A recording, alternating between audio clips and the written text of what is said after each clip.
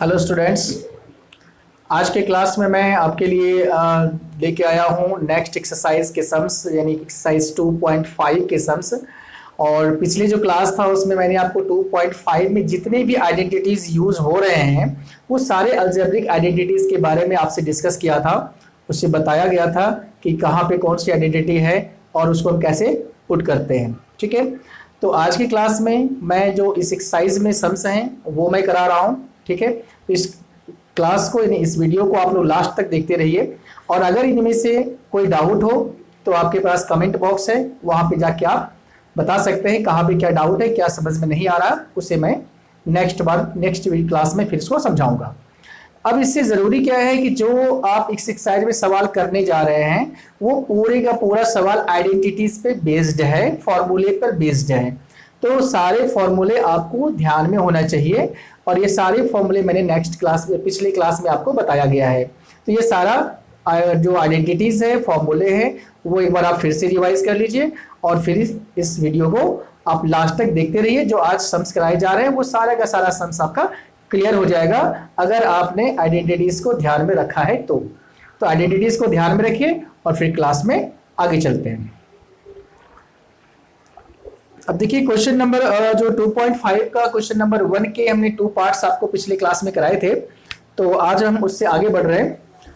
Question number 2 है exercise 2.5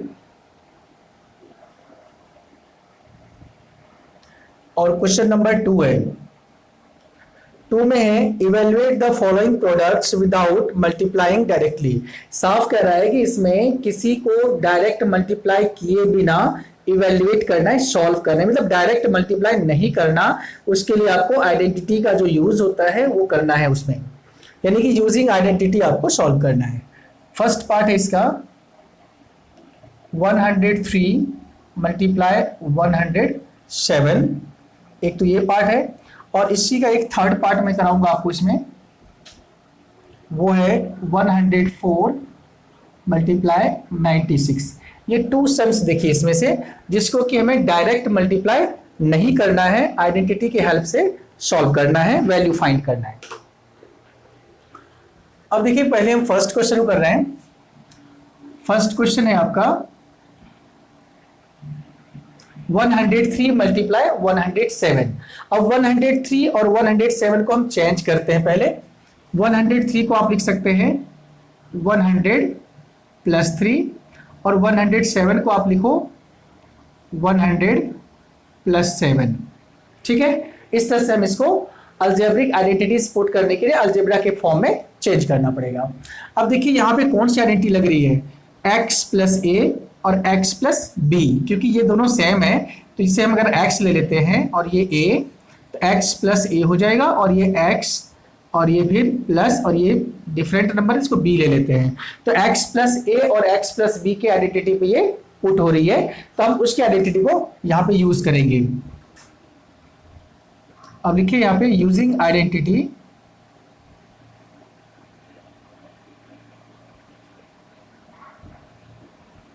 x plus a into x plus b equal to, जो identity होती है वो पुट कर दीजिए, x square plus a plus b x plus a b. ये इसकी आइडेंटिटी होती है, इस पे इसको पुट करना है। अब यहाँ पे हम 100 प्लस 3 लिखेंगे इंटू 100 प्लस 7। देखिए हमने लिखा भी उसी तरह से है जैसे कि आपको आइडेंटिटी क्लियर समझ में आ जाए। x के सामने हमने 100 लिखा है, a के सामने 3 लिखा है, फिर x के सामने 100 है और b के सामने 7 है। तो इस तरह से जहां भी x है वहां पे आपको 100 पुट करना है, जहां a है वहां 3 पुट करना है और जहां b है वहां 7 पुट करना है। तो यहाँ x है तो यहाँ पे 100 आ जाएगा square plus a plus b, a हो गया 3, b हो गया 7, तो 3 प्लस 7, फिर मल्टीप्लाई x है तो ये गया मल्टीप्लाई 100 प्लस ए बी, यानी a मल्टीप्लाई b, a हो गया आपका 3 और b हो गया 7। इस तरह से आइडेंटिटी पे हमने पुट कर दिया। अब इसको सॉल्व करिए आप। 100 का स्क्वायर है तो 100 मल्टीप्लाई 100 आप 2 टाइम्स करेंगे प्लस 3 प्लस 7 10 मल्टीप्लाई 100 प्लस 7 3 जा 21, ठीक है।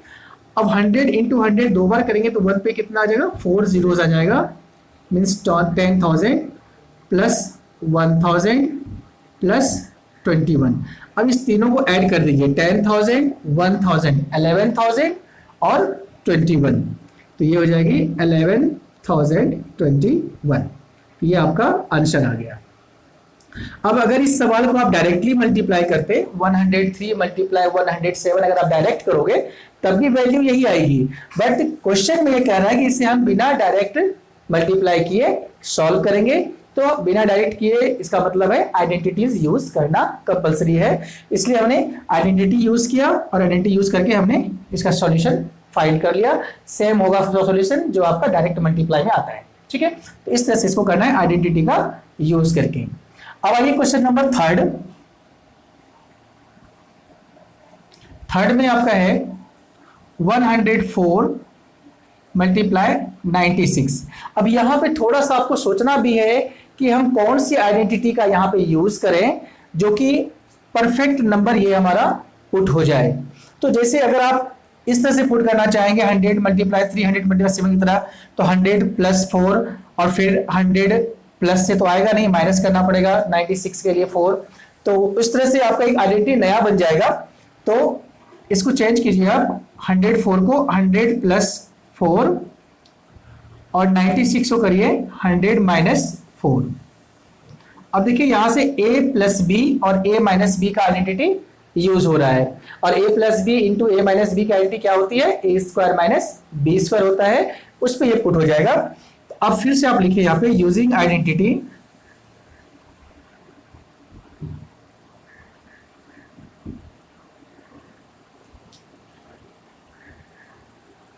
a plus b into a minus b equal to a square minus b square, ये आइडेंटिटी होती है इसकी।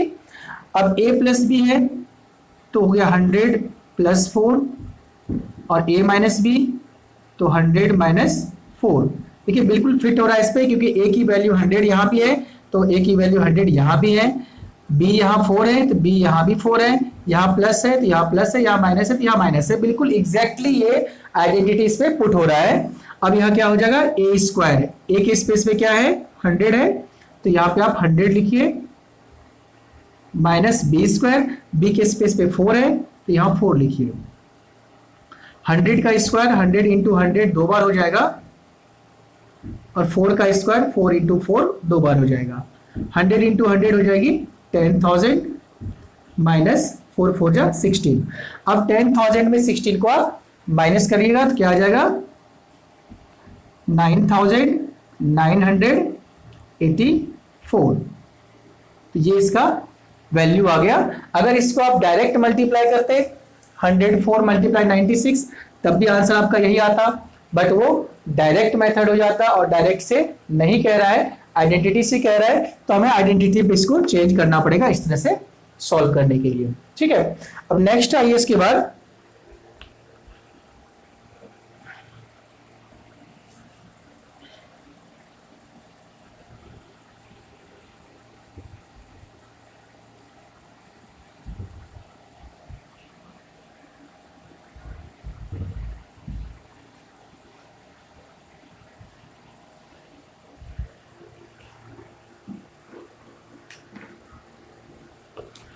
नेक्स्ट क्वेश्चन है आपका 3 नंबर में, क्वेश्चन नंबर 3। इसमें कह रहा है factorise the following using appropriate identities, means जो भी आइडेंटिटीज पे यूजेबल है, फिट है, उसका यूज करके इसे फैक्टराइज करना है, मीन्स दो अलग अलग मल्टीप्लीकेशन के टर्म में चेंज करना है, ठीक है। तो फर्स्ट क्वेश्चन है आपका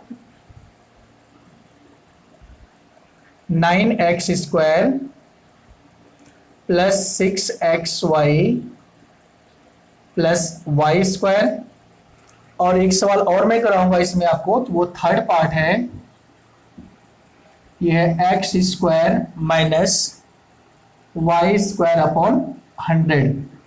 ये 2 सम्स इसमें आपको कराऊंगा मैं।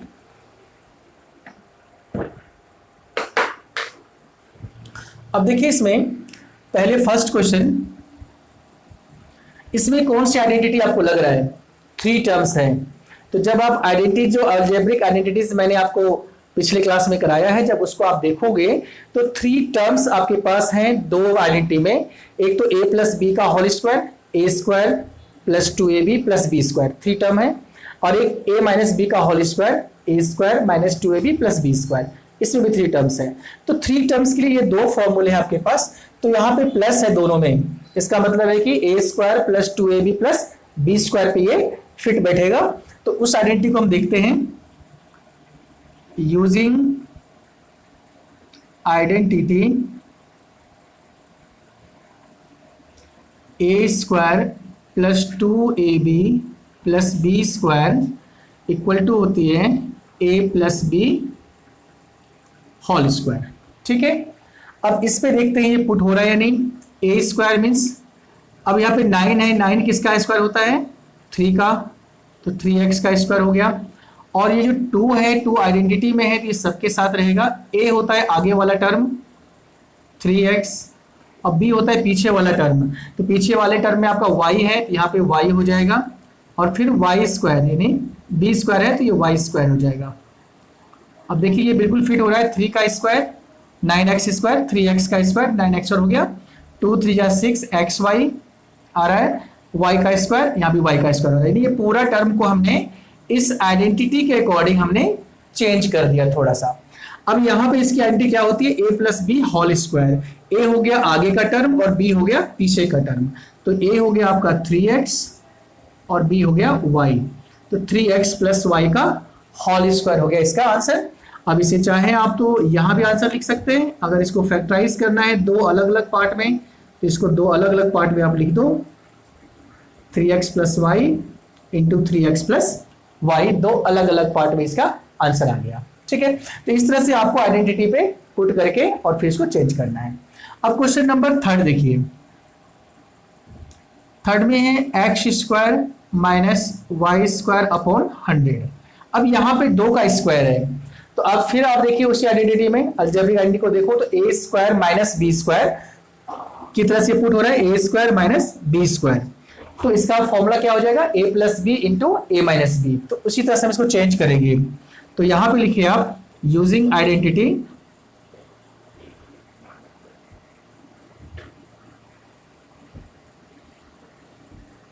a square minus b square equal to a plus b into a minus B.